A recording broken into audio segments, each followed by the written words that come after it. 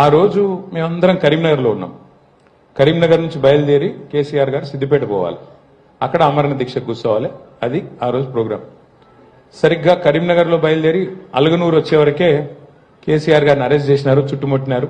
ఆయన తీసుకొని మమ్మల్ని అందరూ వెనకాల ఆపేసి వెళ్ళిపోయినారు. మేము కూడా వెనకాల ఆగిన మా మానేరు అవతల ఆపింది మమ్మల్ని.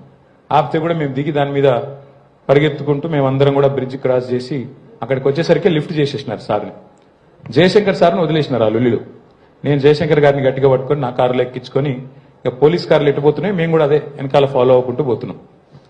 పోతుంటే మేము కాకతీయ యూనివర్సిటీ చేరుకోగానే అక్కడ మరి ధర్నా జరుగుతూనే ఉంది, రాస్తారోకో జరుగుతుంది. నేను పోయి విద్యార్థులతో కూర్చున్నా. జయశంకర్ సార్ని మీరు ఇంటికి పోండి సార్, మీరు ఇక్కడ ఎందుకని సార్ని ఇంటికి పంపించినాం.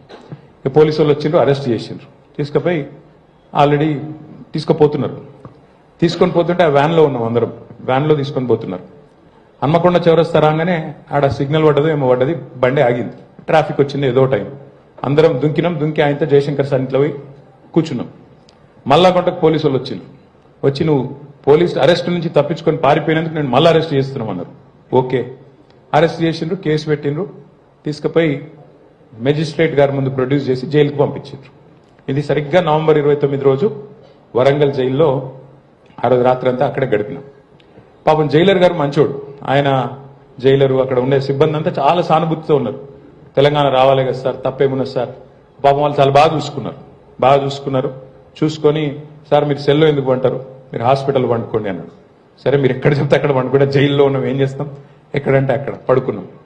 తెల్లారు లేపిండ్రు 6 గంటలకు. ఛాయ్ తాగుతారా అన్నారు. ఛాయ్ తాగుతుంటే ఓకే ఛాయ్ తాగినా. గడ్డం చేసుకుంటారా అన్నారు. ఏం పని పాడైతే జైల్లో, సరే మీ ఇష్టం ఏం చేయమంటే అది చేస్తాను అని అక్కడ బయట తీసుకుపోయిన కూర్చోబెట్టి చెట్టు కింద కూర్చోబెట్టి గడ్డం చేస్తుండ్రు. ఒక ఆయన పిలిచిండు, ఒక సోదరుని పిలిచిండు, బార్బర్ను. ఆయన వచ్చిండు, గడ్డం చేస్తాను. ఇది ఎట్లాంటి పరిస్థితి మీరు ఒకసారి గుర్తు తెచ్చుకోండి. రాజశేఖర రెడ్డి గారు చనిపోయి 4 నెలలైంది సరిగ్గా. కేసీఆర్ గారు నిరాదీక్ష కూర్చున్నారు. ఒక ఉద్విగ్నభరితమైన వాతావరణం రాష్ట్రం అంతా ఉంది. తెలంగాణ కావాలని, తెలంగాణలో వద్దని ఇంకో చోట అట్లాంటి పరిస్థితున్న నేపథ్యం అది. ఆ గడ్డం గీస్తా ఉన్నాడు ఆయన. ఆ సోదరుడు గడ్డం గీస్తున్నాడు. ఏదో ఒకటి ముచ్చట పెట్టాలి కదా. గడ్డం గీస్తున్నప్పుడు ఏం ముచ్చట లేకుండా ఎట్లుంటది. సరే గడ్డం గీస్తుంటే ఏ ఊరు తమ్ముడు అన్నా.